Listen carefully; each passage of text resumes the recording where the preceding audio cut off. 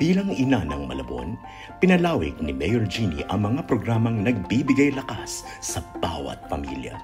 Sa pamamagitan ng Malabon Ahon Blue Card, higit 84,000 na pamilya ang nakatanggap ng tulong sa pagkain, pangkalusugan at pangkabuhayan. May 20 na bangka at 40 na lambat din ang naipamahagi ni Mayor Jeannie sa mga mangingisda sa Concepcion, Kulongduhat at Tanong.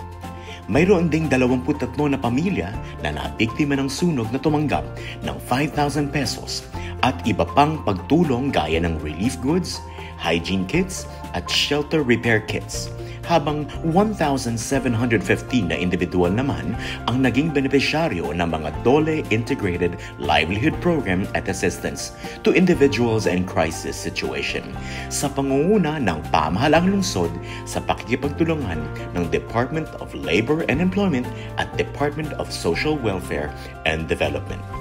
Malabuenyo, sa panahon ng pagsubok at pangangailangan, may kakampi ka. Ako po si Noel G. Ginto, nakatira po ako sa Barangay Panghulo, Malabon City. Meron po akong 3 anak na binubuhay at meron din po ako isang nag-aaral na anak. Sa hirap po ng buhay ngayon, napilitan po akong maghanap ng pagkaka-extra ng trabaho.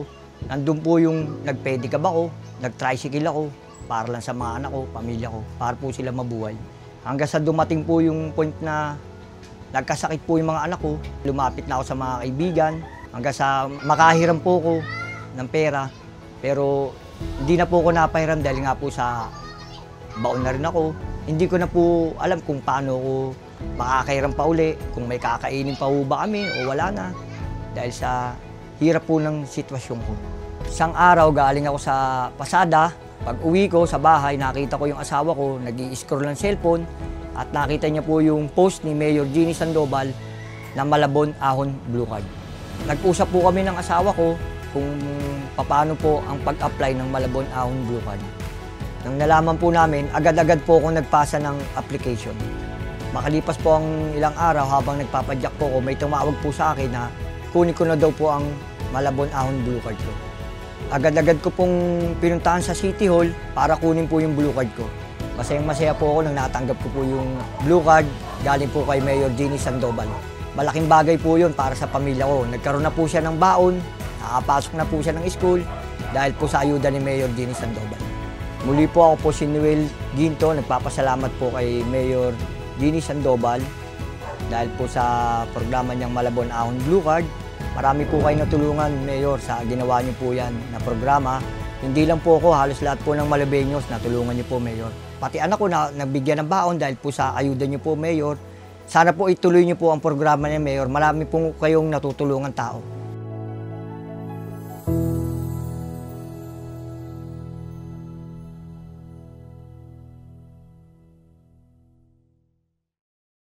Ako po si Alberto Crispino, taga Malabon City, Barangay Concepcion.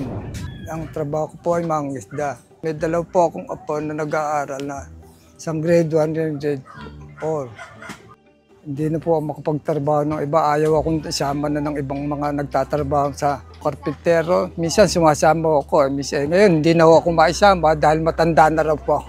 Kaya asawa ko rin matanda na, kaya tiis na lang kami. Ang araw po, wala pa kaming bangka, nananamahan lang po ako sa iba.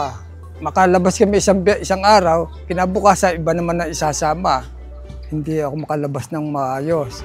Natutuwa po ako at nagpapasalamat sa ating mahal na mayor nang mabigyan kami ng bangka ng sariling panghanap buhay. Oras na gusto namin at nakakalabas kami po. Nakakaraos-raos na kami dahil may sarili na kaming ginagamit para makapaghanap buhay. Nakita kami na medyo maganda-ganda para may pangkain kami o pang gastos kung ano man ang gusto namin.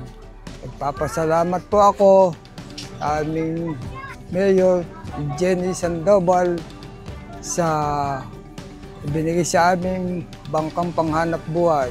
Malaking tulong po itong nabigay niya sa aming panghanap buhay at sa aming sa kasamaang mangingisda Sana ipagpatuloy niyo pa rin po ang pagtulong dito sa Malabon